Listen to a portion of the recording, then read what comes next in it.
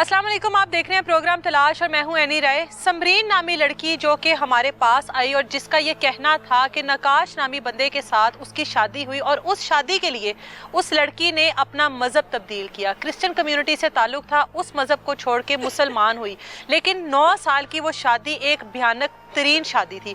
आज हमारे साथ नकाश मौजूद है और समरीन की जानिब से लगाए गए उन तमाम तर इल्ज़ामात की तरदीद करता है और कहता है कि वो तमाम तर इल्ज़ामात बेबुनियाद हैं। नकाश की वालदा हमारे साथ मौजूद हैं, नकाश मौजूद है, उनसे बात करते हैं और जानने की कोशिश करते हैं कि इन दोनों में से आखिर सच्चा कौन है। फोन पे आंटियों के साथ ये फेज 1 से लेके 8 तक मसाजे करने जाता है आंटियों की। अब ये दुबई जाती है, कहती है कि मैं इतना सा मेहंदी लगाती हूँ, मुझे 30,000 रुपया मिल जाता है। और इतनी सी मेहंदी लगाने का कौन 30,000 रुपया दे देता है। एक दिन उन्होंने मेरी बेटी उठा के ना अबुशा के घर पे ले गए। उसके बाद मैं रोती रही परेशान, मेरी बच्ची किधर, उन्होंने क्या साड़ी सी ऐसी रख ली, तो निकल। 6 साल की मेरी बेटी हो गया, आज तक इसने अपनी बेटी का ना कभी उसको पैम्पर चेंज किया, ना कभी इसने वॉशरूम करवाया। 3 साल हो गए मेरे बच्चे मुझे नहीं मिले। तो हफ्ता हफ्ता नहाती नहीं है ये औरत, परफ्यूम लगा के घूमते रहती है। मज़हब बदल दिया, बच्चे किए, मारे कुटे खाई, इसने मेरे दांत तोड़े, बाल काटे। मुझे जाने कह के इसने कॉल करनी कि फलां जगह पे आ जाओ, यहाँ पे बैठ के रोटी खाते हैं। मैंने उधर जाना, आके उधर पुलिस बैठी होनी, वो मुझे पकड़ के ले जाती थी। बेटे के बाद अब तो मेरी बीवी नहीं है, बर्दाश्त कर, बच्चों के लिए करना है, इधर नहीं तो निकल। खर्चा देता था तुम्हें? नहीं, खर्चा भी नहीं देता। इस लड़की की वजह से मेरा कोई दोस्त नहीं मेरे साथ खड़ा होता, सब ने ब्लॉक किया हुआ है। इतनी गंदी और गलाजत वाली ये लड़की है। वो मेरे साथ रेप करके गया, उसको क्यों नहीं पकड़ा? और वो मेरे बच्चे लेके गायब हुआ, नहीं मिल रहे, अदालत भी नहीं बात सुनती, ना पुलिस वाले सुन रहे।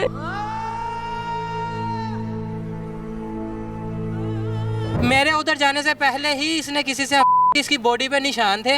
इसकी माँ मुझसे आके ये बात बोलती है, 40 लाख रुपया तू मुझे दे और ये तेरा पर्चा हम खत्म करवाएंगे, वो तेरी बेगम भी रहेगी और तुम्हारी लाइफ भी ठीक रहेगी। इस टाइम हमारे साथ नकाश मौजूद है, नकाश जिसके साथ समरीन ने मोहब्बत की शादी की। समरीन का इंटरव्यू आपने हमारे प्लेटफॉर्म पे देखा, जिसमें समरीन ने नकाश के ऊपर बहुत से इल्ज़ामात लगाए, ना सिर्फ नकाश पे बल्कि इसकी पूरी फैमिली के ऊपर इल्ज़ामात की बौछार की।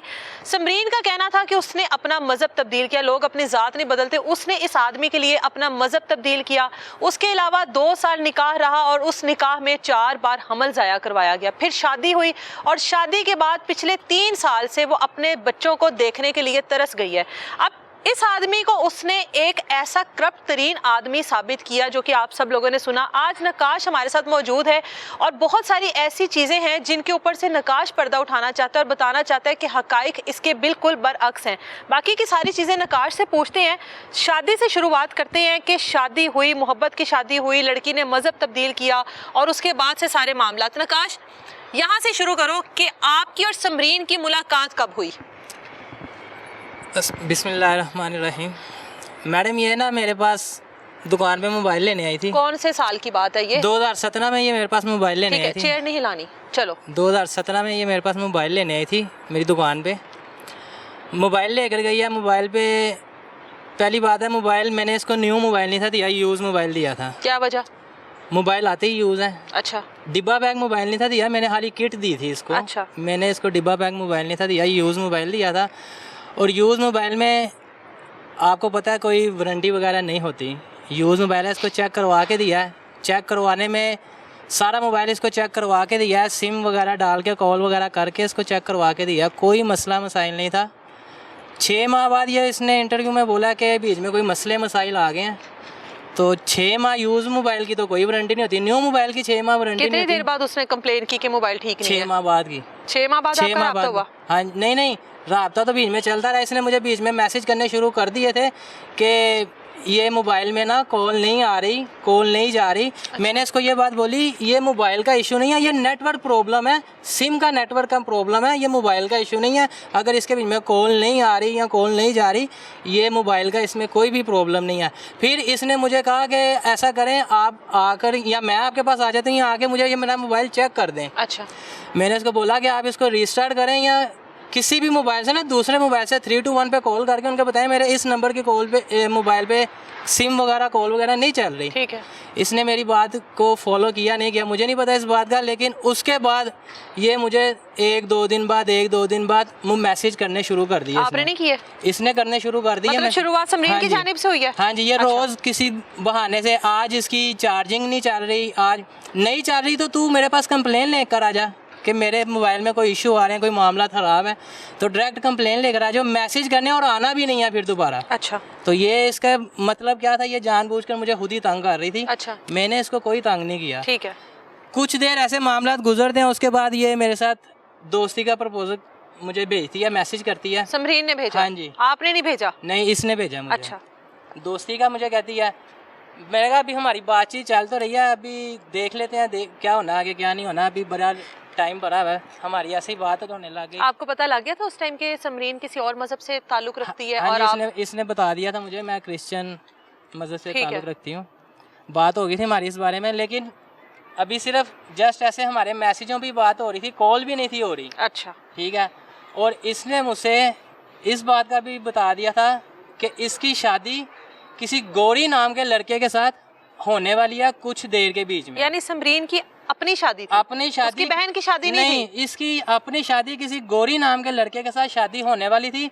वो 1 माह में हो जाती, 1 हफ्ते में हो जाती, 2 हफ्ते में हो जाती। गौरी नाम का कोई लड़का आया था। अच्छा। वो भी इनकी कम्युनिटी में से था। ठीक। उसके साथ इसकी शादी होने वाली थी और ये मुझे कह रही थी एज अ दोस्त बन के आपने मेरी शादी पे आना है। अच्छा। और आपने मुझे आकर कुछ गोल्ड की चीज़ें डालनी है जिसमें पता चले कि मेरा दोस्त आया मुझे कुछ देकर गया है। इतनी ये गहरी दोस्ती हो गई थी? हुई नहीं थी, ये मुझे खुद ही बोली जा रही थी ये हाँ। बातें कि आपने मुझे ऐसे करनी है। मैं कहा ऐसे इतनी जल्दी में ये मामला कैसे चलेंगे, तो मैं कहा चलें ठीक है। पहले इसने मुझे खुद दोस्ती का बोला, जब मैंने इसको बोला ना ठीक है हम दोस्ती कर लेते हैं, और मैंने उसी टाइम नहीं इसको बोल दिया कर लेते हैं। इस बात को महीना 2 गुजर गया, मैंने कहा चलें ठीक है हम दोस्ती कर लेते हैं। फिर इसने मुझे ये बात बोली मैं आपको आजमाऊंगी। अच्छा। उसके बाद मैं आपसे दोस्ती करूंगी, अदरवाइज मैं ऐसे दोस्ती नहीं करूंगी। ठीक है। मैंने से पूछा आपने मुझे कैसे आजमाना है? कहती मैं आपको बता दूंगी बहुत जल्द कि मैंने आपको कैसे आजमाना है। और बहुत जल्द भी नहीं वो गुजरा, 1-2 दिन का टाइम होगा। ये चर्च में आती थी, उधर माल पे ना चर्च है, उधर आती थी। उधर इसने मुझे कहा कि ना आज शाम को मैंने आना उधर दुआ करने के लिए और आपने मुझे वहाँ पर आकर मिलना है। अच्छा। मैं दुकान से जाता हूँ, इसने मुझे कॉल की, मैं आ गई हूँ, मेरी दुआ हो गई है, मैंने आपको मिलना है। चर्च के सामने बिल्कुल ना AFC आया था। अच्छा। उधर बैठ के हमने बातचीत की, इसने खाना वगैरह खाया मेरे से। खाना खा के इसने मुझे अपनी एक बात बताई है कि ना मेरी मामा ने डाली हुई हैं कमेटियाँ। अच्छा। मेरी मामा कमेटियों में से ना 65,000 रुपया खा गई है। मुझे वो पैसे चाहिए। आपने मुझे बोला था कि दोस्ती करनी है और मैंने आपको बोला था मैं आपको आजमाऊंगी तो फिर दोस्ती करनी है। मैं कहा उससे पहले तो आपने भी बोला था कि मैंने दोस्ती करनी है, तो मैंने आपको बोला था अभी बात चलती रहने दे, कर लेंगे दोस्ती। इसने कहा नहीं मैंने अब आपको आजमाना चाहती हूँ, तो अगर दोस्ती करनी है ना तो मेरी ये परेशानी हल कर दें। मैंने कहा चले ठीक है। मेरा काम शुक्र है अल्लाह ताला का, बहुत अच्छा काम है मेरा, पहले भी था अभी भी अल्लाह ताला का जितना शुक्र अदा करें काम है। मैंने इसको बोला मैं आपकी परेशानी हल कर देता हूँ। मैंने उसी टाइम मैंने इसको ये नहीं बोला कि मैं दुकान पे जाऊंगा या कुछ करूंगा। अच्छा, फिर आपने उसकी परेशानी हल की, उसको पैसे दिए? इसने मैडम मुझसे 65,000 रुपया मांगा अपनी मामा की कमेटियों के लिए। ठीक है।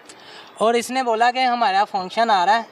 अच्छा। उस फंक्शन में इसकी जो शादी का फंक्शन था उसके बीच में इसको कुछ चीज़ों की ज़रूरत थी, उसके लिए इसने शॉपिंग करनी थी। इसने मुझसे 1 लाख रुपया अपनी शॉपिंग के लिए लिया।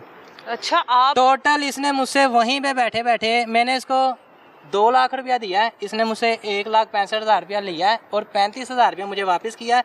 जिस 35,000 रुपये में से हमने 3500 रुपये की ली हुई थी उधर डील, वो डील के पैसे काट के 3,3500 रुपये की डील थी वो दे के बाकी मैंने पैसे वगैरह, मैं कहा इसमें से अगर आपको कुछ और भी चाहिए दो, चलो इसमें से अगर आपको कुछ और भी चाहिए आप ले सकते हो। कहती नहीं मुझे नहीं चाहिए।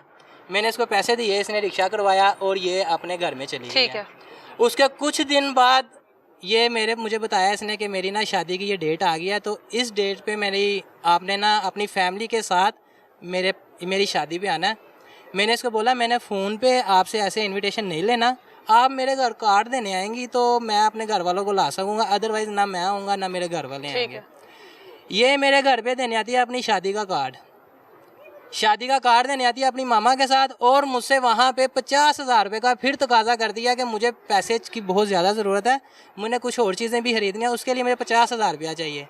मैंने से बोला ठीक है, मैंने तेरे साथ दोस्ती तो किया, अभी 2 हफ्ते पहले मैंने तुझे पैसे दिए हैं, मैं तुझे ये भी दे देता हूँ, लेकिन तू पहले जिसके साथ लाइफ गुजारने लगी अपनी उसको भी थोड़ा सा आजमा के देख ले। मैंने इसको बोला तू गोरी से पैसे ये मांग, अगर तुझे वो दे देता ना तो समझिए तेरे साथ वो लाइफ पार्टनर तेरा बहुत अच्छा है। इसने उससे पैसे मांगे, उसने इसको पैसों से कर दिया इनकार। मुझे इस बात का, मैंने ना इसको बोला था, ना मुझे इस बात का कतन अंदाज़ा था कि अगर वो पैसों का इनकार करेगा तो ये उसको रिश्ता तोड़ देगी, रिश्ता तोड़ देगी, शादी का। ना मेरे माइंड में था कि ये पैसों की वजह से ये ऐसा काम कर रही है। इसने उससे रिश्ता तोड़ के मुझे फ़ोन कर दिया जी कि मैंने उससे रिश्ता तोड़ दिया, उसने मेरी ज़रूरत ही नहीं जब पूरी करनी, कल को शादी के बाद भी मुझे कोई ज़रूरत पड़ी नहीं पूरी करेगा तो मैं किससे ज़रूरतें पूरी करूँगी। अगर मेरी ज़रूरतें तूने पूरी करनी है तो फिर मुझे उससे शादी करने का क्या फ़ायदा।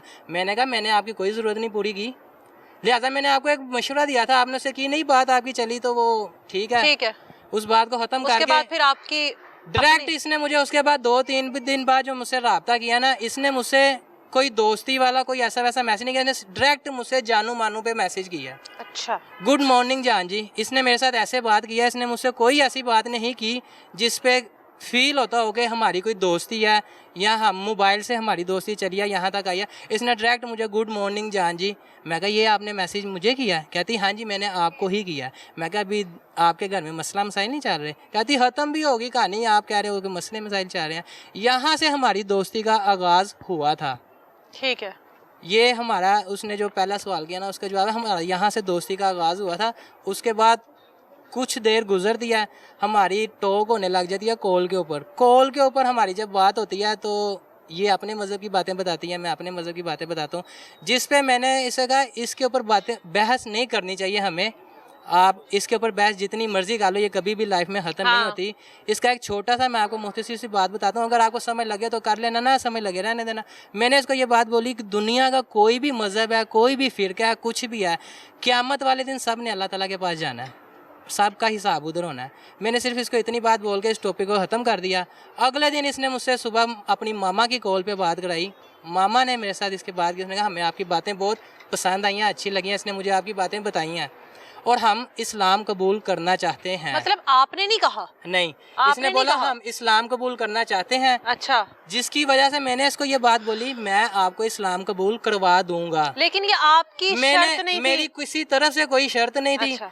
मैंने, इसकी मामा ने मुझे बोला कि हमें आपकी बातें बहुत अच्छी लगती हैं, जैसे आप हमें बातें बताते हो, हमें आपकी बातें बहुत पसंद है, इस वजह से हम चाहते हैं कि हम अपनी कम्युनिटी छोड़ के हम आपकी ठीक है इस्लाम कबूल। और आपने करवा दिया? मैंने इसको इतनी जल्दी नहीं इस्लाम कबूल हो गया, मैंने बड़ी जगह से पूछा, बड़े लोगों से पूछा, मैंने कहा ऐसे ऐसे ये मामला है, किसी को इस्लाम कबूल करवाना है? कहते नहीं।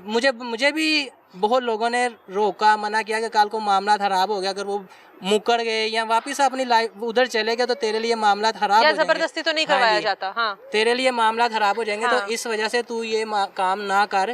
तो फिर मुझे कुछ कारी साहब ने ये भी बताना शुरू कर दिया कि ये जन्नत मिलेगी, ऐसे होगा, कुछ लोगों ने बताना शुरू कर दिया, कुछ इन्होंने बताना शुरू कर दिया। फिर जिनसे मैंने कुरान पाक हिफ्ज़ किया था, जिनसे पढ़ा था या जिनके साथ मैं नमाज़ पढ़ता था, कारी साहब से मैंने उनसे मशवरा किया। मेरे पास जो मोजिज़ बंदे आए थे मैंने उनसे मशवरा किया, उन्होंने मुझे बताया कि अल्लाह ताला ने तेरी माँ के कदमों के नीचे जन्नत रखी है, तू घर की जन्नत छोड़ के तू बाहर की जन्नत कमाने जा रहा है ना, कल को तू बहुत ज़्यादा पछताएगा, तो तू अपनी माँ की जन्नत की तरफ ही रह। लेकिन उस वक्त तक तो आप भी मोहब्बत में जाहिर है थोड़ा अंधे तो हो गए ना? हो गए। उसने मुझे जानू मानू पे ले आई हाँ, थी, और आप आ गए ना उसकी बातों पे। ये तो उस टाइम पर सोचने की चीजें थी ना कि वो एक और मजहब से उसका ताल्लुक है और ये चीजें आगे जाके परेशानी का बाइस बनेंगी। 2 साल बाद फिर आप उसको अपने घर ले गए, प्रॉपर शादी करके। हमारी शादी हुई है, मैंने अपने घर वालों को मनाया, बहुत लड़ाई झगड़े हुए, कुछ भी ऐसा नहीं हुआ। मैंने अपनी पूरी फैमिली को इन्वॉल्व करके, यानी कि मेरे ताए चाचे मेरे सब कुछ बीच में इन्वॉल्व हुए हैं। उसके बाद जाके हमने एक ग्रैंड फंक्शन किया है, जिसके बीच में कम से कम 400 बंदे का फंक्शन किया मैंने अपने इतनी फैमिली इकट्ठी करके। इसकी तरह से इसकी माँ थी और सिर्फ ये थी। इसने आपको इंटरव्यू में बोला मैं हमारे कुछ मुस्लिम जिनके पास काम करती हाँ जी, लेकिन कोई भी नहीं आया। वीडियो देखिएगा आप, इसके बीच में सिर्फ इसकी माँ है और ये खुद है। शादी हो गई। शादी के बीच में भी दोनों तरफ से मैंने खुद सारा फंक्शन किया, अरेंज किया, सारा पैसा मैंने लगाया। कोई जो इसने वीडियो तस्वीरें कुछ भी दिया ना, ये डोली पे आ रही है, गाड़ी पे आ रही है, या मैं हाईवे बैग पे जा रहा हूँ, कुछ भी इसने नहीं किया, ना इसकी माँ ने किया। इसने इंटरव्यू में बोला कि हमें गोल्ड मिला है, इसने हमें कोई गोल्ड नहीं दिया। मैंने अपनी घर वालों को गोल्ड के सेट बना कर दिया और मैंने अपने दोस्त से बनवाया, उसका मेरे पास आज भी प्रूफ सबूत है, मेरे पास बिल पड़ा है उसका। जब मेरी शादी हुई थी तब मेरा इस शादी पे ये गोल्ड था 67,000, 67,000 रुपये तोला सोना था जब अच्छा। मैंने अपने घर वालों को ये शादी गिफ्ट किया है। ठीक है, इसकी तरफ शादी से के कुछ बाद आप रुखसती होगी ना? रुखसती होगी, आपके घर हम वाले मान घर के आप चले ले गए। हाँ जी, हम फिर इसको उसके घर ले बाद गए। आपकी वालदा का क्या रवैया था समरीन के कोई साथ? भी ऐसा अगर देखें, अगर ये मैं- सवाल तो हम वालदा से ही कर हाँ लेंगे। जी, आप ठीक उनसे कर है, लीजिएगा। उसके बाद आपके बच्चे हुए? ठीक बच्चे है। हुए हैं, 2 बच्चे हैं आपके? मेरा एक बेटी है और एक बेटा। माशाल्लाह ठीक है। 6 साल की मेरी बेटी है और ये 30 तारीख को मेरी बेटा जो है मेरा 3 साल का हो गया। 3 साल का हो हाँ गया। जी। 2 बच्चों के बाद शादी क्यों नहीं चल सकी, क्या हुआ? 2 बच्चों के बाद शादी इस वजह से नहीं चल सकी, इसकी माँ का सबसे बड़ा हाथ है। इसकी माँ कहती है कि जैसे मैं काम करती हूँ ना, वैसे तुम लोग भी खुद काम करो, बाहर जाया करो, बाहर आया करो, घर में नहीं बैठने देना। इसकी हमारे घरों में, मुसलमानों के घरों में ये तरबियत नहीं होती कि बच्ची घर से बाहर निकला। हमारे घरों में नहीं है ये कि हमारी बच्चियाँ बाहर जाएं। इसकी माँ ने इसकी तरबियत ऐसी की हुई है कि ये बाहर जाओ, जो कुछ मर्जी करो, सब कुछ करो, लेकिन आप खुद बाहर जाओ, बाहर घर में नहीं रहना। अच्छा। इसका शादी के बाद ये मामला बन गए, सुबह 7 बजे इसने अपने घर चले जाना है और रात को 10 बजे अपने घर से मेरे घर आना है। मुझे बताएं, शादीशुदा लड़की की ये कैसी लाइफ है? सुबह 7 बजे तू अपने घर चली गई है और रात को 10 बजे तू मेरे पास आ रही है। इस्लामाबाद, पिंडी, गुजरांवाला, गुजरात, सरगोदा, आप इन इलाकों में जाके इस लड़की की तस्वीर दिखाएं ना, वो आपको बताएंगे कि ये हमारे इधर आके फंक्शन करके गई है, शादियां करके गई है, फंक्शन करती है उधर जाके। और मेरे पास इस बात के भी डांस करती है, मेरे पास इस बात के भी प्रूफ है। मैं आपको डांस के साथ इसकी वीडियो भी दे दूंगा। फिर ये लड़कियां सप्लाई भी करती है। समझ लें कुछ देर 2021-22 तक ना ये काम करती रही है पाकिस्तान में, यहाँ तक कि कराची तक भी इसका काम ये चलता रहा। मुझे ये कहती थी कि मैं ब्यूटी पार्लर में काम करती हूँ, जबकि ब्यूटी पार्लर के काम ऐसे नहीं होते बाजी। देखें, ब्यूटी पार्लर में अगर किसी ने काम करना है ना, उसके पास इतने ज़्यादा पैसे नहीं आते। कौन सा ब्यूटी पार्लर है जिसमें इतने ज़्यादा लाखों रुपया आपको माँ के ले आते हैं? अब ये दुबई जाती है, कहती है कि मैं इतना सा मेहंदी लगाती हूँ, मुझे 30,000 रुपया मिल जाता है। और इतनी सी मेहंदी लगाने का कौन 30,000 रुपया दे देता है? और महीने बाद तू वापस आती है, तेरे पास तेरे अकाउंट में 20-20, 25-25 लाख रुपया होता है, वो तेरे पास कैसे आता है? इसकी सारी गलत कामों आपके साथ होते हुए दुबई चली गई वो, आपको पता ही नहीं? मुझे नहीं इस बात का पता है, इसकी माँ ने इसको भेजा है 2022 के बाद। कि मेरी बीवी की तरह? मुझे नहीं पता, मेरे साथ लड़ाई करके चली हुई। लड़ाई में अपनी माँ के पास जाके बैठी हुई है और उसके बीच में इसने बड़े मामला ऐसे खराब कर दिए हैं। 2020 में मेरी बेटी पैदा होती है माशाल्लाह, उसके बीच में 6 साल की मेरी बेटी हो गया। आज तक इसने अपनी बेटी का ना कभी उसको पैम्पर चेंज किया, ना कभी इसने वॉशरूम करवाया। और वैसे हर जगह पे जाके रोती है जी कि मुझे मेरे बच्चे दिला दिए जाएं, ठीक है। ना कभी इसने उसको पैम्पर चेंज कराया, ना कभी इसने उसको वॉशरूम करवाया, ना इसको पता क्या, इसको खुद वॉशरूम करने का नहीं पता इसको।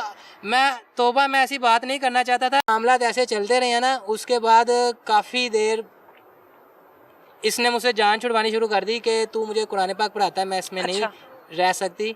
इसने अपनी माँ की तरफ रहना शुरू कर दिया। जो रात को 10 बजे भी आती थी वो भी नहीं थी आती। बच्चे इसके पास होते थे या? बच्चे मेरे पास होते थे। बच्चों को तो ये इसने कभी रात को, इवन जब रात को 10 बजे भी घर में आती थी ना, बच्चों को इसने कभी नहीं कहा कि मेरे साथ बेड पे सो जाओ। बच्चों ने मेरी बहनों के पास सोना है, इसने नहीं अपने पास कभी भी सुलाया बच्चों को कि मैं बच्चों की खातिर रात को उठ के बच्चों को वॉशरूम नहीं करवा सकती और अपनी नींद खराब नहीं कर सकती। ये इनके बच्चे इसकी मर्जी से पैदा हुए थे? चाहती थी बच्चे पैदा करना? बच्चे पैदा करना चाहती थी, लेकिन कभी इसने ये नहीं था सोचा कि बच्चों की वजह से मैं एक घरेलू औरत बन जाऊंगी। जब इसको ये बातों का पता चला तो इसने बच्चों से जान छुड़वानी शुरू कर दी। कभी इसने बच्चों का आज तक एक दिन के लिए भी पैम्पर या वॉशरूम वगैरह नहीं करवाया। ठीक है। दुबई वाला किस्सा कब? उसके बाद दुबई वाला किस्सा चलता है 2020 तक ये मेरी बेटी पैदा हो जाती है। 21-22 में हमारे मामलात ज़िंदगी ख़राब होने चाहिए, लड़ाई झगड़े शुरू हो जाते हैं, घर के इख्तलाफात शुरू हो जाते हैं, इसके घर वाले बहुत ज़्यादा इन्वॉल्व होना शुरू हो जाते हैं। जबकि मैंने इसको शादी की, उस टाइम तक इसके तमाम घर वालों को पता लग गया था, सबको पता होता है, सब झूठ ठीक है, है। कहती मैंने झूठ छुपाया, हाँ। किसी से भी सबको पता है, दोबारा सब कुछ- हमला हुई हाँ तो जी, पता लगा सब उनको। कुछ झूठ और ये सब बकवास कर रही है, कुछ भी ऐसा नहीं है। सब इसे बोले अगर तूने कुछ भी ऐसा किया उस चीज़ का हमें प्रूफ दे, हमारे पास सब प्रूफ है, मेरे पास वीडियो, तस्वीरें, स्क्रीनशॉट, मैं सब कुछ लेकर आया हूँ, मेरे पास फाइलें हैं बहुत ज़्यादा इसकी, ठीक है। सब कुछ करने की। 2020 के बाद इसने एक नया काम पकड़ लिया, थानों में मुखबरियाँ करने का। अच्छा। वो मैं आपको थानों के नाम भी बता देता हूँ और उस थानों में मैं इसकी एक्टिविटी भी बता देता हूँ। सबसे पहला थाना आता है सांदा थाना, दूसरा आता है गुलशन अभी थाना, तीसरा आता है शेराकोट थाना, चौथा आता है लिटन रोड थाना, पांचवा आता है मजांग थाना, छठवां आता है सिविल लाइन थाना, सातवां आता है भगवानपुरे का थाना और आठवां आता है समनाबाद का थाना। इन थानों में ये करने शुरू कर देती है मुखबरियाँ। इसको पता चलता है मुखबरियाँ करो तो बीच में से मिलते हैं पैसे। इसने नजायज़ लोगों को ना इतना पकड़वाना शुरू कर दिया, उधर से पैसे लेने शुरू कर दिया, उनके ऊपर पर्चे करवाने शुरू कर दिए। इसने इन कामों के बीच में जाना शुरू कर दिया। अच्छा। फिर जब इसकी मेरी लड़ाई झगड़े पड़ने शुरू हो गए, मैंने इसको बोला कि ये जो तुम काम कर रही हो ये सारे मामला बहुत ज़्यादा गलत हैं, इन कामों को छोड़ दो और एक जो मुसलमान वाले काम करने शुरू किए, मुसलमान बनी हो, कलमा पढ़ा, इसी लाइन पर रहो, तुम किन कामों में जाना शुरू हो गई हो। इसने कहा मुझे इसको पैसों का लग गई लत, ये इसी काम के बीच में जा करना, इसको कुछ पैसे किसी ने ज़्यादा देने शुरू कर दिए। इसने क्या काम शुरू कर दिया, क्या इसने ना कोई गलत कामों में एक्टिविटी और ज़्यादा शुरू हो गई, इसको ज़्यादा पैसों की, इसने मेरे पास बिल्कुल ही आना बंद कर दिया और फ़ोन की हद तक लड़ाई झगड़े टका के हर टाइम। और फिर मुझे कुछ देर बाद पता चलता है कि ये मुखबरियों में जब आती है ना, मुखबरी के मामलातों में जब इसकी मेरी लड़ाई होती है, मैं किसी ना किसी थाने से मुझे कॉल आ जाती है और मुझे वो कहते हैं जी फलां बीबी ने तुम्हारे खिलाफ ऐसे एप्लीकेशन दी है। अच्छा। उस एप्लीकेशन के भी मेरे पास, और मेरे वो ख्याल से बीबी आपकी अपनी बीवी? मेरी बीवी है। हाँ। समरीन नाम की औरत ने आपके लिए आपके ठीक है। खिलाफ एप्लीकेशन दिया है। और ये सब थानों में ना, इसने ये जितने भी मैंने थानों के नाम लिए ना, इन सब थानों के बीच में मेरे ऊपर कोई 60 से ज़्यादा एप्लीकेशनें मौके पे चल रही होती है। मुझे कभी किसी थाने से कॉल आ रही है, कभी किसी थाने से कॉल आ रही है, और ये सब कुछ मेरे पास फाइल में सबूत है। ठीक है। डायरी नंबर लगे हुए एप्लीकेशनों के, इसके नाम से एप्लीकेशनें हुई हैं, सब कुछ ईच एंड एवरीथिंग मेरे पास पड़ा हुआ है। इसने मेरे ऊपर इतनी कार्रवाइयाँ करवा दी। जब एप्लीकेशनों के मैं जाके जवाब, मुझे पता चला कि एप्लीकेशन का जवाब दो तो एप्लीकेशन ऐसे खारिज हो जाती है या उसके ऊपर कार्रवाई होती है, कुछ भी जो भी मामला होते हैं वो आगे चलना शुरू हो जाते हैं। जब मैंने जाके एप्लीकेशनों के ऊपर अपना मौक़िफ़ रखना शुरू हुआ, वो एप्लीकेशन उधर क्लोज़ होने लग गई। मुझे पता चल गया ऐसे एप्लीकेशनें क्लोज़ होती हैं। कुछ एप्लीकेशनों में मैं चला जाता था, कुछ में मैं नहीं था जाता। मेरे पास टाइम होता था मैं चला जाता था, टाइम नहीं था होता मैं नहीं था जाता। उतनी देर में 2022 के बाद ये मैडम दुबई का टूर मार आती हैं।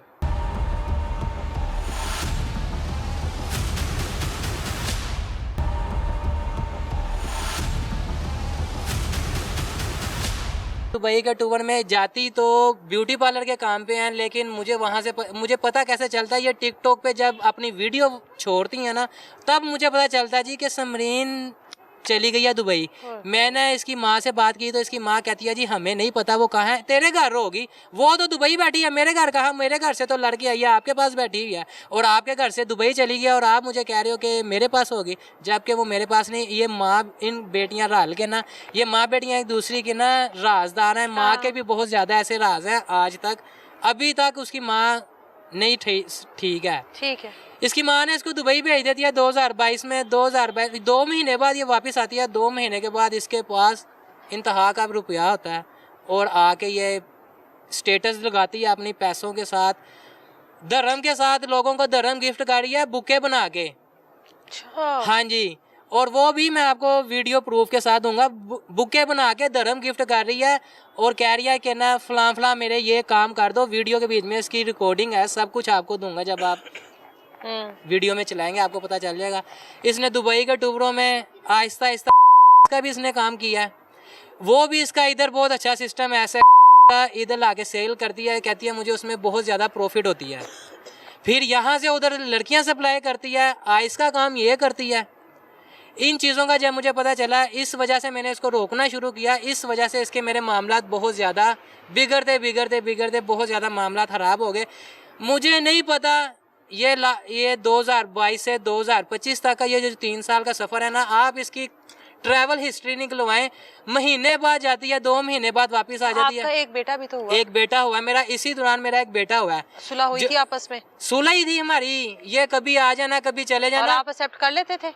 मुझे अपने बच्चों, अगर मैं इसको एक्सेप्ट नहीं था करता, यहाँ मुझे थानों में से कॉलें आती थी, यहाँ मुझे अदालत में से कोई यानी नोटिस जारी हो जाता था। बीवी दुबई डांस पार्टी हाँ में जी, क्लब शो करा रही, आपने सब एक्सेप्ट कुछ कर लिया? उसके बावजूद मैं इसको बच्चों की वजह से एक्सेप्ट कर लेता था, जबकि मेरे घर वाले नहीं थे करते। मेरे घर वाले कहते थे कि इसको हमने एक्सेप्ट नहीं करना, अब ये बहुत ज़्यादा गंद देने पे उतर आई है, तो लिहाजा हम इसको नहीं एक्सेप्ट कर सकते। तो तू इसको यहाँ तो बाहर रख ले, नहीं बाहर रख सकता, यहाँ तो इसको ख़त्म कर दे मामलात को। उसी दौरान हमारा एक बेटा भी पैदा होता है। ये कहती है कि मेरा इंटरव्यू में इसने बोला कि 3 साल से मेरा इसके साथ कोई भी लिंक नहीं है, हमारी अलहदगी हो गई है। इसी 30 तारीख को मेरा बेटा पूरा 3 साल का हो रहा है, तो कैसे इसका मेरा लिंक रिलेशन नहीं था। और ये मुझे इंटरव्यू में बोल रही है कि रिलेशन ही नहीं है, तो बेटा कैसे पैदा हो गया, वो बेटा कहाँ से आया, ये भी बताए, इस सवाल का भी जवाब दे। और ये कहती है मैंने 3 सालों से अपने बच्चे नहीं देखे। 2025 में भी ये मेरे पास मेरे घर में रही है। 2024 में मेरी बेटी की सालगिरह हुई है, उस सालगिरह में इसने डांस किया है, मेरे पास उसकी वीडियो तस्वीरें हैं, सब कुछ। मेरे साथ खड़ी होके मेरी बेटी के ने केक काटा है, इसने भी साथ खड़ी होके केक काटा है। 2024 में 2023 में भी फंक्शन हुआ, उसमें भी ये हमारे साथ यानी है। आपके साथ कहीं ना कहीं जुड़ी रही है, जुड़ी रही है, इतना ये कुछ करने के बावजूद भी मेरे तो साथ फिर गलती तो आपकी भी हुई ना। एक औरत जब इतना कुछ कर रही है, आप फिर भी एक्सेप्ट कर रहे हो, इतनी भी क्या मोहब्बत हो गई? मैं इसको मुझे बच्चों की वजह से बहुत ज़्यादा ये टॉर्चर करती थी। मुझे बकरा ईद पे इसने ऐसे फिर एक मरतबा कॉल करके बुलाया कि बकरा ईद से 2 दिन पहले 7 तारीख की बकरा ईद आती है, 5 तारीख को ये मुझे अपने पास घर में बुलाती है। मैं जाता नहीं, मैं अपने घर से ना मसाले वगैरह लेने के लिए निकलता हूँ कि 2 दिन बाद ईद है तो मसाले ले आऊँ। जाके मसाले लेने के लिए जाता हूँ, दुकान पे खड़ा, तो मैंने उससे जाके मैंने कहा भाईजान ये मुझे ना मसाले निकाल दें। तो मुझे उतनी देर में इसकी कॉल आती है कि जाने मैं ना बच्चों से मिलना चाहती हूँ और ईद मैंने बच्चों के साथ घर में करनी है, तो मुझे इधर से आके ले जा। मैंने कहा मैं मसाले लेने आया हूँ, मसाले घर छोड़ के मैं तुझे यहाँ से आके ले जाऊँगा। कहती नहीं तू इसको छोड़ दे, पहले मुझे लेने आ। मैंने मसाले वाले, पहले तो मैं जा नहीं था रहा, काफ़ी देर बहस होने के बाद मैं कहा चल मैं तुझे लेने आता हूँ। मैं इसको लेने गया हूँ, उधर देखें मैंने मसाले वाले को छोड़ा, ये शापर आप इधर ही रखें, मैं अभी आधे घंटे में आता हूँ, आपसे मसाले ले जाता हूँ। उधर मैं जाता हूँ, मैं इनकी गली के कॉर्नर पर एंटर होता हूँ, उधर एक मेहरान गाड़ी खड़ी होती है। मेहरान गाड़ी के बीच में 3 पुलिस वाले होते हैं, जिसका नाम है एक आमर ASI, एक का नाम हुजैफा है और एक का नाम है गुज्जर लड़का, मैं उसका नाम भूल गया हूँ। 2 कांस्टेबल होते हैं और एक आमर ASI होता है, और 2 बंदे होते हैं उसके CCD के, शलवार कमीज पहनी होती है उन्होंने। वो बिल्ली आंखों वाला लड़का है, मैं उसका नाम भूल गया हूँ। 2 बंदे वो होते हैं, वो मुझे इसकी गली के कॉर्नर से पकड़ते हैं। मैं इन ड्राइव पे जाता हूँ, मुझे बाइक नहीं चलानी आती, मैं इन ड्राइव पे जाता हूँ इसके घर, और वो मुझे इन ड्राइव से पीछे से पकड़ते हैं और उधर से उतार के ना मुझे मारते हुए मेहरान गाड़ी में बिठाते हैं और मुझे मुस्तफ़ा टाउन थाने में ले जाते हैं। मैडम, मुस्तफ़ा टाउन थाने में जाके मेरा रोज़ा होता है, उस दिन मेरा रोज़ा होता है, मुझे जाते साथ ही मारना शुरू कर देते हैं। एक लड़का इन्होंने पकड़ा होता है बागड़ियाँ से, उसके साथ मुझे बांध देते हैं। उस लड़के का नाम होता है गुलाम मुस्तफ़ा उर्फ मूसा। उसके ऊपर मैडम कोई 50 से ज़्यादा पर्चे होते हैं, और अभी जो रिसेंटली उसको पकड़ा होता है ना, उसके ऊपर कोई 20 से ज़्यादा कार्रवाइयों पे उसको पकड़ा गया होता है। उसके साथ जाके मुझे हथकड़ी लगा देते हैं और बिठा देते हैं। मगरिब का टाइम होता है, मैं बोलता हूँ कि सर जी मेरा रोज़ा था तो मुझे ना पानी दे दे, मैंने पानी पी के रोज़ा खोलना। कहते इतने आके वड्डियां दे रोज़े शुरू हो जाते हैं, तो तू तो है कोई शह ही नहीं है। मुझे उन्होंने मार पिटाई करके उन्होंने मुझे कुछ नहीं दिया। उधर एक बोतल में ना थोड़ा सा पानी भरा था, मैंने वो पानी पी के ना मैंने उसी हथकड़ी में लगे ना मैंने उधर नमाज़ पढ़नी शुरू कर दी। मैंने कहा सर जी मुझे सुबह से लेके शाम होने वाली है, अब रोज़ा भी खुल गया है, सब मामला तो हो गया मेरा, यहाँ तो मेरे साथ कोई बातचीत करें, आपने मुझे मारा भी है, यहाँ मेरी घर वालों के साथ मुलाकात करवा दें, मेरा मोबाइल मुझे दे दें। उन्होंने मेरी किसी भी टॉपिक पे बात नहीं सुनी। अगले दिन हज आ जाता है, हज वाले दिन भी मैडम मैं उधर पानी हमें मिल जाता है, उस पानी के साथ ही रोज़ा रखता हूँ, उसी पानी के साथ मेरा दोबारा रोज़ा खुला जाता है। मैं नमाजें भी उसी कंडीशन में पढ़ता हूँ और मुझे हज वाले दिन भी मार पड़ती है। आमिर ऐसे ही हज वाले दिन छुट्टियाँ लेके थाने से चला जाता है, हमें उस कमरे में बंद कर दिया जाता है। और जो ये ईद के दौरान जो नए लड़के वो रखते हैं ना, भर्ती करते हैं, उन लड़कों को हमारे ऊपर 2 लड़के होते हैं, उनको ना हमारे ऊपर तैनात करके कमरा बंद करके चले जाते हैं। और सख्ती से ये कहा जाता है कि नकाश लड़के को कोई कॉल किसी को नहीं करवानी, जबकि चांद रात को अल्लाह ताला ने कोई, मैंने आपको पहले भी एक बात बोली, वह तो इज़्ज़ु मंतशा व तो ज़िल्लु मंतशा, मारने वाले से बचाने वाला बहुत बड़ा है। अल्लाह ताला ने मेरे पास एक फरिश्ता भेजा, उसी रात ना एक और लड़का उधर पकड़ा जाता है। वो लड़का उस लड़के को भी हमारे साथ ला के बांध दिया, लेकिन उस लड़के का जो ASI होता है ना, उसने उसी दिन छुट्टी करके जाना होता है और उसको रिलीज़ करके जाना होता है। जो भी उनके मामला होते हैं ना, खर्चा पानी दे के उसने निकल जाना होता है।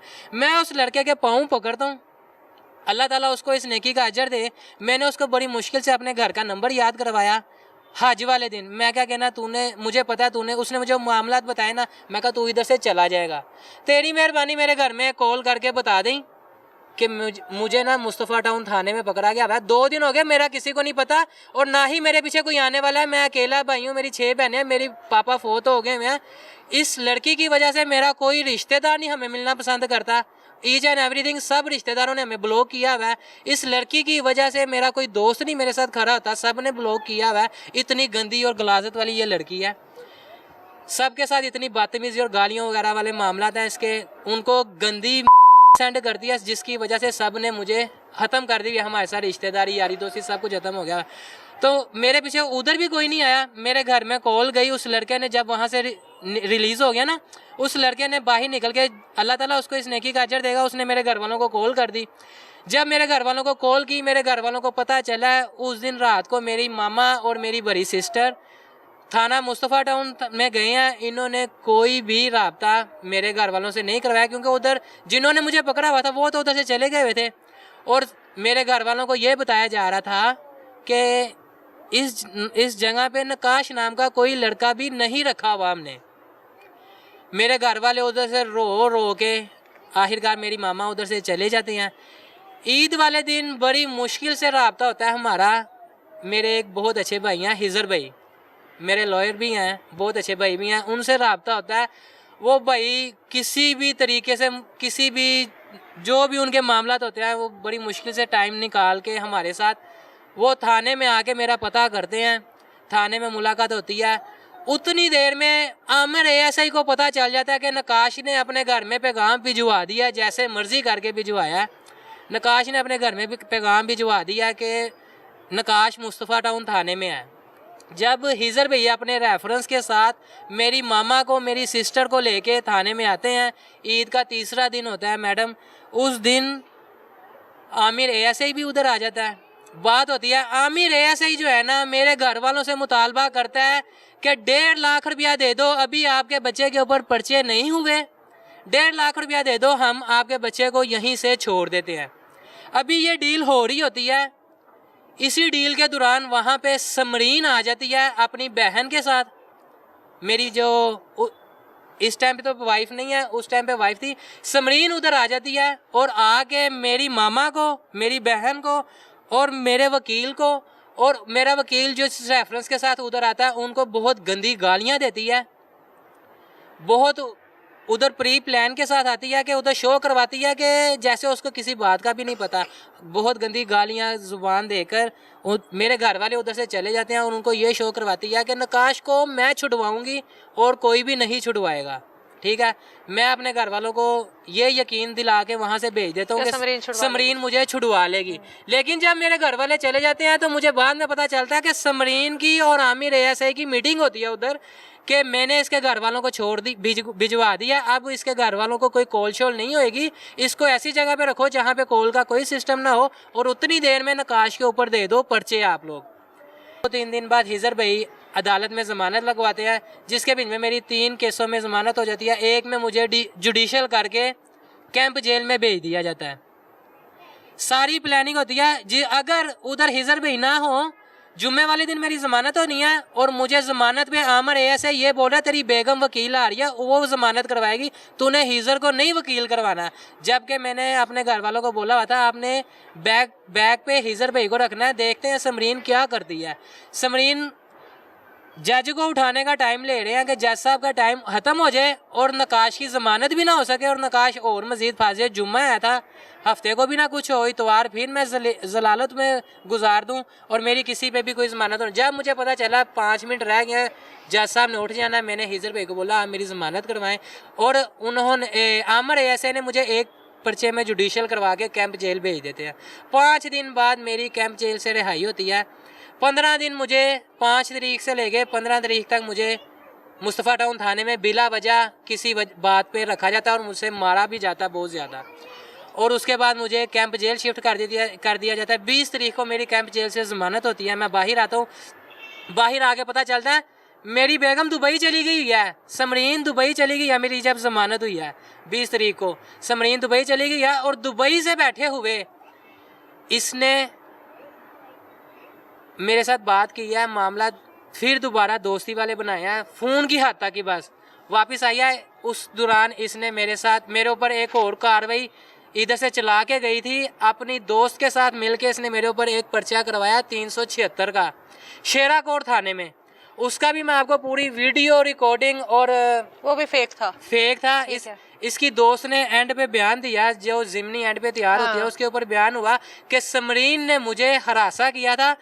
समरीन ने मुझे कुछ पुलिस वालों के नाम भी बताए वीडियो पे, वो भी बयान है। मेरे मोबाइल से उस लड़की के मोबाइल से आपस में चैटें करके इतने ज़्यादा प्रूफ सबूत बनाए उन दौरान और पता नहीं क्या क्या कुछ इसने गलत करके ना मेरे पास एक एक चीज़ का प्रूफ सबूत भरा हुआ है। मुझे एक बात बताओ, आपने बताया कि इसका जब मेडिकल हुआ आप के ऊपर जब इल्ज़ाम लगाया गया, और उसके बाद जब मैं उस पर्चे में से रिलीज होता हूँ इसकी दोस्त वाले में से, पूरे 1 हफ्ते के बाद ये मुझे ना 22 तारीख को, जो पिछला 22 तारीख गुजरी है, उस 22 तारीख को मुझे कॉल करती है कि मेरे घर आओ, मेरी तबीयत ठीक नहीं है, मुझे डॉक्टर के पास लेकर जाओ। और उसके बाद तुमने, वो आपकी ये डील नहीं हुई थी कि आप बच्चों को मिलवाने के लिए? ऐसा कुछ भी नहीं है। उसके बाद बच्चों के लिए तरस रही थी अपने? कुछ भी नहीं, मैं आपको वही बताने लगा हूँ। इसने मुझसे बोला कि मुझे डॉक्टर पर पहले लेके जाना है, मेरी मामा की तबीयत नहीं ठीक है, मामा के साथ मैं नहीं जा सकती और घर में कोई भी नहीं है। अच्छा, आपने मुझे डॉक्टर पर लेके जाना है, डॉक्टर के पास से आके आपने मेरे साथ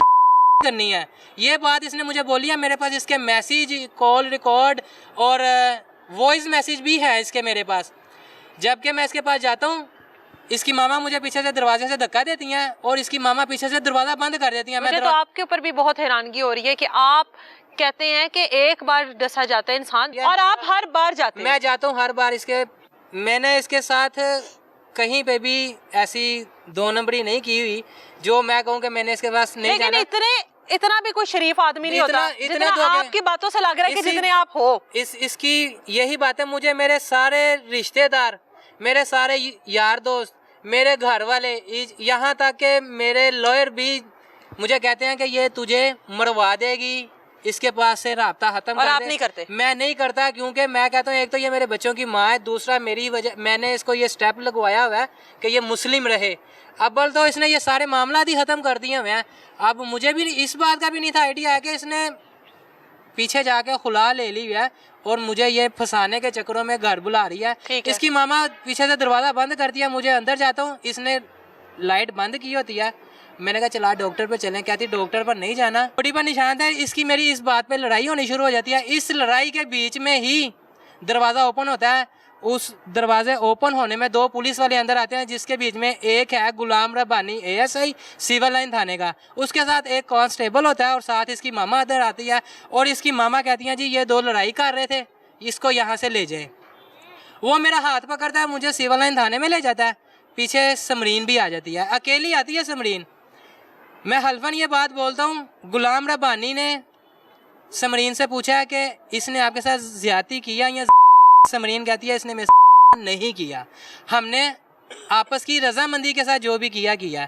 उसके बाद ऊपर एक हाफिज है, मैं उनका नाम भूल गया, उस कमरे में बिठाया जाता है। उधर समरीन से पूछा जाता है, समरीन वहाँ भी यही बात बोलती है हंसकर कि हमने अपनी रजामंदी के साथ ये सब कुछ किया, कोई नहीं हुआ, कोई ज़बरदस्ती नहीं है। आधा घंटा गुजरता है। आधा घंटे के बाद वही सारे बंदे जो मुझे मुस्तफ़ा टाउन थाने में मिलते हैं, इसकी माँ आती है, वही शलवार कमीज़ वाले बंदे, आज़म, मुनीर, जिनके मेरे पास सब आ गए, ठीक है। वो सारे बंदे आते हैं। समरीन जब उनकी शक्ल देखती है ऊंचा ऊंचा रोना शुरू कर देती कहती है मेरे और साथ कहती है ज्यादती जी मेरे साथ ज्यादती हुई है, मेरे साथ जना हुआ है। वो बंदे जब आते हैं उनके हाथ में होती है फाइल, वो फाइल पेश की जाती है SHO के साथ और आपका रिकॉर्ड होता है जाहिर है। नदीम कबो होता है, उस नदीम कबो SHO उसके खुला के पेपर देखता है, उसके बीच में उस खुला के पेपरों में कहता है जी ये आगे से मौकफ अपना FIR लिखवाती है कि इसने मेरे साथ ज्यादती किया है, और उसके बीच में ये लिखा जाता है कि ये बच्चे मिलवाने के लिए मेरे पास आया, जबकि ऐसी कोई बात हमारी नहीं हुई। मैं गुलाम रब्बानी को, नदीम कबो SHO को और सिविल लाइन थाने का जो DSP किला गुजर सिंह में बैठता है, इन तीनों को मैं ये हल्फन बात बोलता हूँ। मैंने इनको वो मैसेज भी दिखाए, इनको मैसेज मैंने सुनाए भी, इनको मैंने कॉल हिस्ट्री दिखाई, सारी रात की वीडियो कॉल हमारी, सारी रात की कुछ होने के बावजूद सारी रात, हाँ जी सारी वीडियो कॉल पर, बीबी दुबई से होकर आ गई, नाच गाना करके आ गई, आ वीडियो कॉल पर, वीडियो कॉल सारी रात हमारी।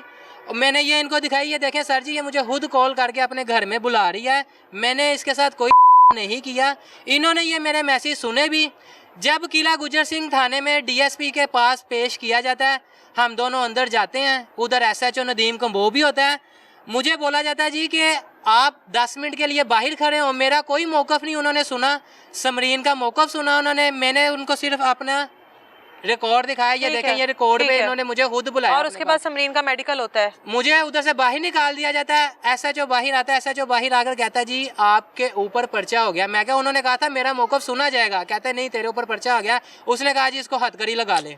मेरा उधर ना DSP ने कोई बात सुनी, ना नदीम कम्बो ने मेरी कोई बात सुनी, गुलाम रब्बानी ने मेरी कोई बात नहीं सुनी। मुझे इन्होंने हथकड़ी लगाई और ला के इन्होंने मेरे ऊपर 22 तारीख की रात को, मुझे सुबह 12 बजे का पकड़ा हुआ, रात को 12 बजे इन्होंने पर्चा दिया।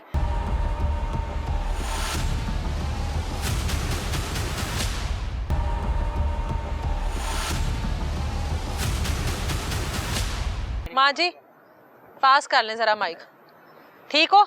हाँ जी शुक्र कितने साल हुए हैं बेटे की शादी को? 9वां साल जा 9 साल हो गए हैं। हाँ जी। समरीन आपके पास कितने साल रही है? साल तो रही नहीं, उसकी यही रूटीन। कभी आई कभी गई? हाँ जी, रात को आई, रात रही, सुबह उठ के चली गई, नाश्ता किया तो चली गई। माँ जी आप उसको किचन में नहीं जाने देती थी, ऐसा है? नहीं, मैंने ये उसे नहीं कहा कि तू किचन में ना जा। मैंने कहा तू आराम कर, अभी मेरी बेटियां हैं वो काम करेंगी। आपके ऊपर भी जो इल्जाम है वो भी हम बहस कर ही रहते हैं उस पर। आपके ऊपर इल्जाम लगाया, मना नहीं किया। ठीक है, आपके बारे में वो कहती है कि आप उसे घर का सारा काम करवाती थी, ठीक है, किचन में नहीं जाने देती थी, बर्तनों को हाथ नहीं लगाने देती थी, उसको रोटी पे सालन डालकर एक नौकरानी की तरह दे देती थी कि तू खा, क्योंकि आप चाहती थी या आपको लगता था कि उसने मजहब तब्दील किया, लेकिन अंदर से वो अभी भी वही।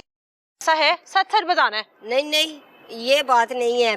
बात ये है कि मेरे दिल में शक ये था, शक नहीं यकीनन वो उसकी माँ करती है काला जादू। अच्छा। और आगे से इसने भी सीख लिया हुआ है। अच्छा। हमने इसकी माँ को पकड़ा था, तवीज़ लेके आई जिसके ऊपर उसकी माँ 40 दिन वो काट रही थी चिल्ला।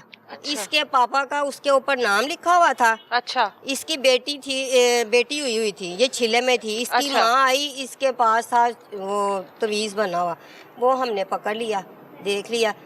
तो मैंने रात को जब ये दुकान से आया मैंने इसको दिखाया, मैंने कहा ये देखो ऊपर कोई कुछ लिखा हुआ है और साथ तेरे पापा का नाम है कि ये 40 दिन तक ये पढ़ेगी ना तो ये ख़त्म हो जाएंगे। तो इसने कहा मम्मा जी नहीं ऐसे नहीं होता, ये ऐसे ही है, बस आप छोड़ दो, ये तवीज़ मुझे दे दो। इसने नहीं यकीन किया। अच्छा। तो उसको पता चल गया इसकी बीवी को कि इन्होंने पकड़ लिया मेरा तवीज़ मेरी माँ का। इसकी माँ उसके बाद हमारे घर नहीं आई। तो इसकी बेगम जो थी ना 28 दिन की बच्ची हुई, तो बारिश हो रही थी, हम सारे नमाज पढ़ रहे थे, इसकी बीवी बच्ची को लेके गायब हो गई बारिश में। अच्छा। 28 दिन की लेके बेटी को गायब हो गई। अच्छा। तो के पता चल गया तो अब ये मामला ख़राब हो जाएंगे, तो वो गायब हो गई। फिर वो आती है जब ये थी पौने 2 माह की थी ना, तो ये आई। तो उस तावीज़ को पकड़ने पर या उस तावीज़ पर आपके शोहर का जो नाम था उससे क्या फर्क पड़ा? आपके शोहर को कुछ हुआ? वो बीमार रहने लग गए। अच्छा। वो बीमार रहने लग गए। वो तो पहले पास करें माइक को। वो बीमार रहने लग गए। हाँ। तो ऐसे ही ना 1.25 माह की ये बेटी हुई तो आ गई माफ़िया मांग के कि मुझे एक मौका दे दो। ये अपनी बहन को लेके आई, माफ़िया दे दो। तो इसके पापा ने कहा कि नहीं, तू बहुत गलत करके गई है, हमने नहीं तुझे ना रखना अब। ये ऐसे ही कभी अपनी माँ को लाए, कभी किसी को लाए, कभी किसी को। बहरहाल हम नहीं माने। फिर एक दिन रात को इसने ना इसको बुलाया, जल्लो इसका भाई रहता है कामरान, वहाँ पे बुला के कहती है ये ले जा इसको, मैं इसका ना ये पैम्पर और दूध का खर्चा नहीं उठा सकती, तू फरहान को ले जा। ये रात के 2 बजे ना इसने हमें नहीं बताया, इसने हमें नहीं बताया। तो रात के 2 बजे हुए तो ये बच्ची को लेके बच्चों के खिलाफ थी कि बच्चे भी जो हैं वो माँ पर ही जाएंगे, वो तो हमारा मजहब ही नहीं, दिल से कबूल। कभी सोचा ही नहीं, ना ही कभी कहा इसको और ना ही कभी सोचा। हाँ। हमें तो ये था कि ये हमारा एक ही बेटा है, तो ये हमारी नस्ल है, हमारी नस्ल है, तो हम तो प्यार ही बड़ा करते थे। ये इतनी मनतो मुरादों से ये एक बेटा लिया, 6 बेटियां हुई, तो आगे से इसकी औलाद वो तो हमें अपनी जान से भी प्यारी थी। चाहे बेटी हुई, लोग बेटियां होती हैं तो वो कहते हैं लो जी बेटी होगी, बेटा क्यों नहीं हुआ, लेकिन हमने ऐसी बात ही नहीं की। उसने दे दी बच्ची, तो वो फिर उसके बाद ना साल की जब हुई ना, साल होने से 8 दिन पहले ना इसकी बेगम फिर आ गई सुलह सफाई करके।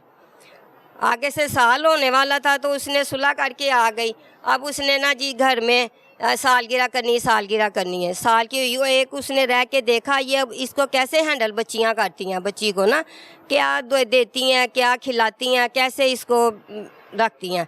इसने सारा व्यू लिया, हमारे घर वालों का भी, अब हमारे दिमागों में ऐसी बातें ही नहीं थी। ये बड़ी शातिर थी, इसने सारा देखा। अब सालगिरह आती है जी, मैंने सालगिरह करनी, सालगिरह की। सालगिरह के बाद ना ये क्या करती है कि ना इसने ना 2-3 दिन गुजरे तो मेरी बेटी इससे जो बड़ी है मेरी बेटी, वो कहती है कि इसको ना मेरे घर लेके आओ।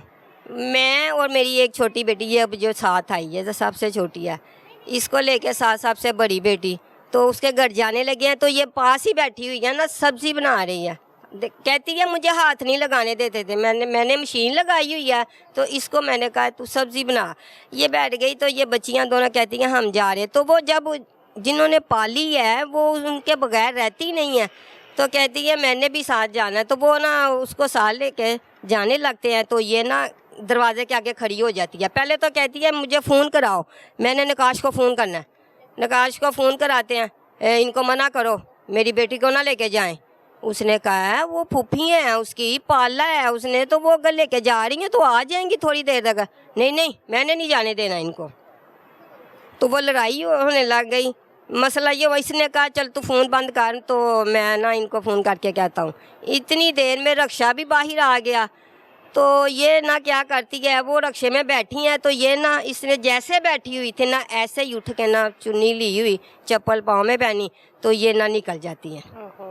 तो इसके पापा लेटे हुए थे, वो तो आगे दिल के मरीज़ थे, 2 उनके अटैक हो चुके थे।